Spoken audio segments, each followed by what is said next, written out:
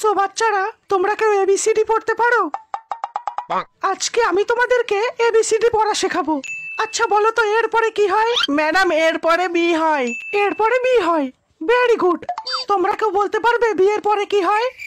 বলতে পারবে কেউ বিয়ের পরে কি হয়? ম্যাডাম বিয়ের পরে ফুলসজ্জা হয়। স্টুডেন্টস, নিউটনের গতিসূত্র কার কার মনে আছে? এই তুমি হাসছো কেন? তুমি দাঁড়াও, নিউটনের দ্বিতীয় গতিসূত্র বলো। স্যার অনেকদিন আগে পড়েছিলাম তাই পুরোটা মনে নেই, কিন্তু আমি শেষের লাইনটা বলতে পারবো স্যার। ঠিক আছে, তাহলে সেটাই বলো। একেই বলা হয় নিউটনের দ্বিতীয় গতিসূত্র।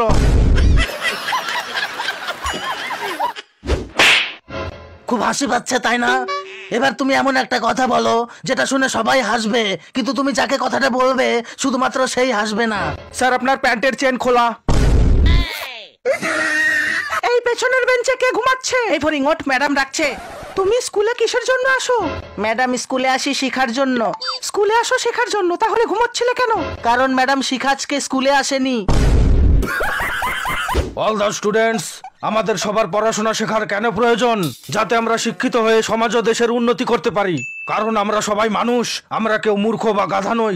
এবার তোমাদের মধ্যে যার মনে হয় যে সে একটি মূর্খ বা গাধা, সে উঠে দাঁড়াও। ও, তাহলে তোমার মনে হয় যে তুমি একটি গাধা? আরে স্যার, ব্যাপারটা এমন নয়। আপনি একাই দাঁড়িয়ে আছেন, ব্যাপারটা কেমন দেখাচ্ছে না? কালকে যে ভূগোল বই পড়ালাম মনে আছে তো? হ্যাঁ স্যার, আমার একটু মনে আছে স্যার। ঠিক আছে, তাহলে এবার তুমি বলো তো যে মালভূমি কাকে বলে? যে ভূমিতে বসে মাল খাওয়া হয় সেই ভূমিকাই মালভূমি বলে স্যার। আচ্ছা এবার তুমি বলো তো যে শীতকাল কাকে বলে? স্যার যে কালে বিড়ি না খেলেও মুখ দিয়ে ধোয়া বের হয় সেই কালকেই শীতকাল বলে স্যার।